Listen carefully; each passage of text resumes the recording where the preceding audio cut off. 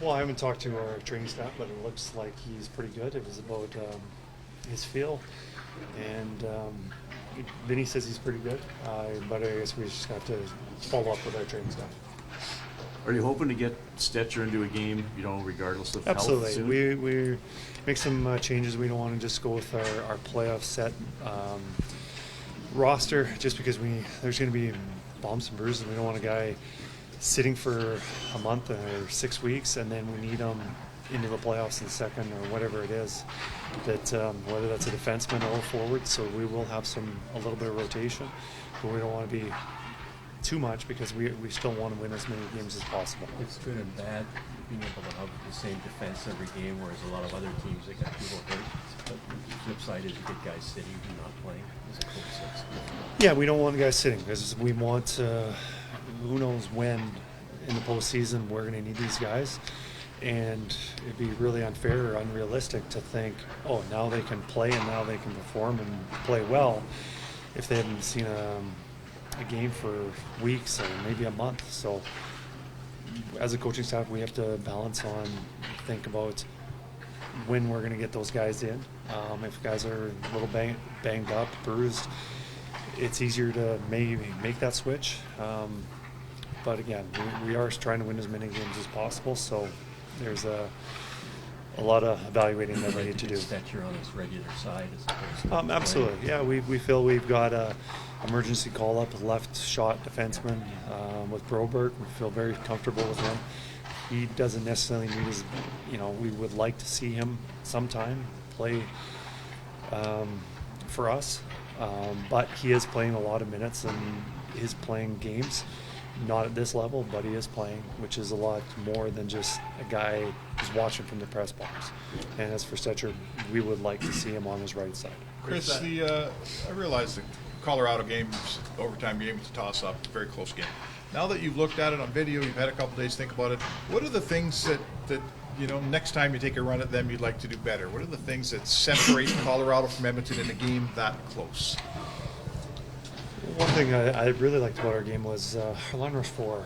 We had some good luck, especially in the third period, where we just didn't materialize, whether it was getting a shot blocked or just mishandling the puck. But I liked our guys, the intensity getting up in the ice, especially from our defense, joining in late, and then also our forwards doing a good job protecting the puck.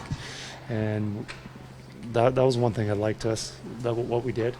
I think our defensive zone coverage can be still a little bit tighter, something that's always going to be an emphasis moving forward. And then the other one was we didn't have as much time in the offensive zone just because I don't think we broke the puck out as well. And they had a lot of hard forechecks, and they are disciplined with their systems. But I think we clean that up and get out of our zone a little bit cleaner. It'll help our defensive play because we won't be spending as much time in there, but it'll also help spending a little more time in the offensive zone. Zach Hyman is having a great stretch. He will probably reach a 50-goal mark. Of course, I guess playing with a great sentiment helps, but what credit can we give him for that season?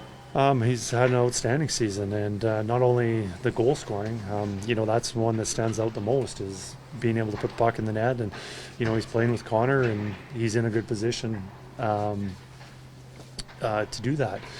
But he does so many little things right, just going to the net, making sure his stick's not tied up, having a good net presence, screening the goalies. So there's that presence of maybe he's not scoring the goals, but he's helped facilitating goals from the defense just because he's in front of providing a good screen.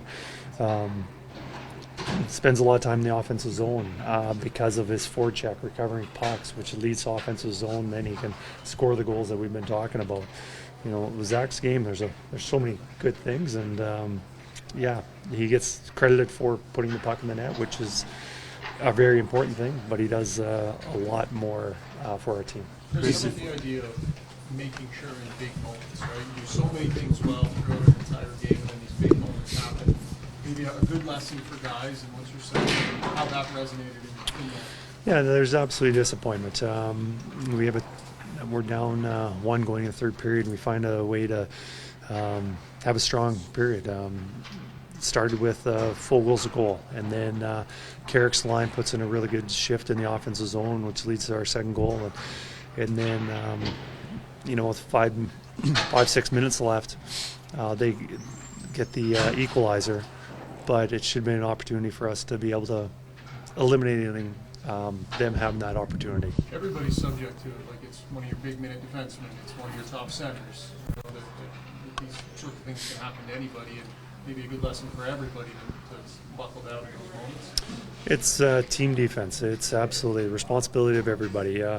We need a big save at a key time from our goaltender. We need a defenseman with a block. We need our forwards back checking to break up a play, staying on the defensive side. It's just not one guy. It's a team, and if we're going to have success in the playoffs, we have to have all 5 skaters dialed in when they're on the ice and doing their job, and then the next unit up. Speaking of the defense, before you took over, a few years before, the Oilers didn't have great numbers defensively, but since you arrived, you're top 5 in the league. And goals allowed. What do you feel sparked that turnaround, or what makes it that your team is so effective? I think a couple things. Line rush against, I thought we cleaned those things up, and we're a lot better in the just giving up odd man rushes. And that's the defense not pinching when they shouldn't, or also the forwards coming back a lot quicker. And then the other two things, the goaltending's been outstanding. A lot of credit for both our goaltenders, and the penalty kill also.